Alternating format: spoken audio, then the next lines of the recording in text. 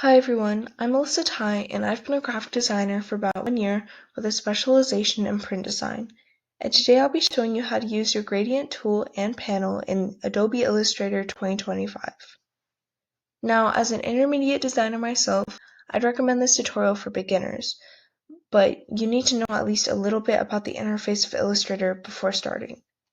Now, just to make it easier to follow along with me, I recommend you use the Essentials Classic workspace in Illustrator, and you can change your workspace by going up to this option in the upper right hand corner of your screen and changing the workspace to Essentials Classic. And you'll also need at least one shape on your artboard in order to use the gradient tool. I used a rectangle, but feel free to use whatever shape you'd like. So in order to navigate to our gradient tool, you can go over to your toolbar and select this rectangle with a gradient inside, or you can use your keyboard shortcut G and click on the shape you want to edit. Now you might notice this white line across your shape, and this is called the gradient annotator. We can do a couple things with it. We can move it to change where the gradient is on our shape, like this, or we can move these individual color stops. We can add color stops by hovering over the white gradient annotator until we see a white arrow and then clicking, or we can delete the color stops by pressing our backspace or delete buttons on our keyboard. Finally, we can also move this white diamond to change how each color affects one another. And a common mistake some people might make is thinking, oh, well, since I can move this from left to right, I can also move it up and down to change the gradient.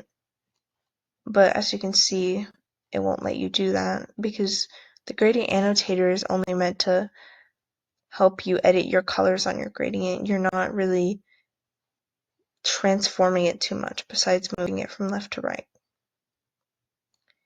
For that, you'll need to use your gradient panel, which you can access either by looking at this sidebar over here and clicking the rectangle with the gradient, or going to your window toolbar and going to the gradient option.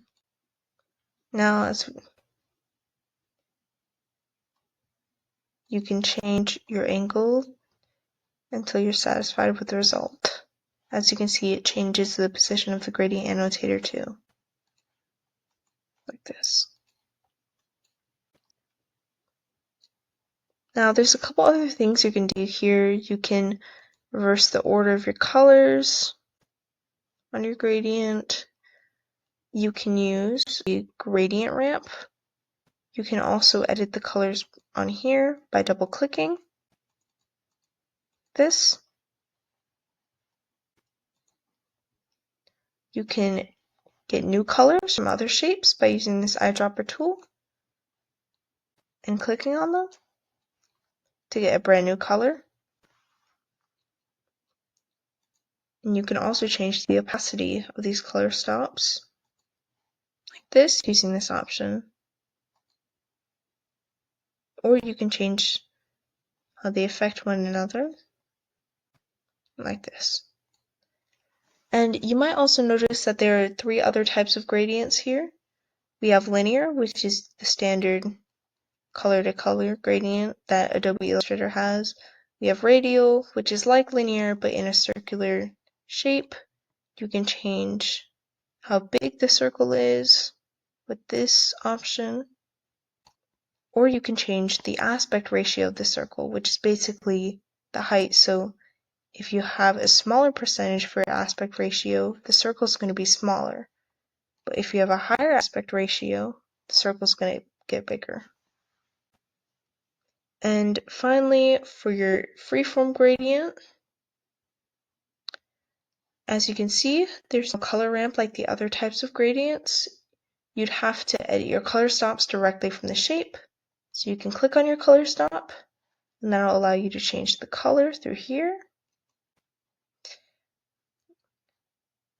And you can also delete them with this trash can symbol, or add them by selecting anywhere on your shape and clicking. You can also move them by clicking and dragging, like this. You can change the opacity.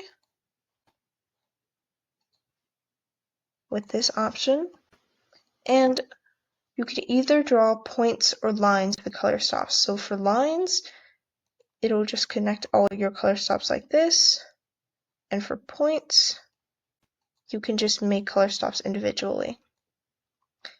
And that'll be it for this tutorial. I hope this helped you out some and gave you some great ideas for gradient projects moving forward. Thank you.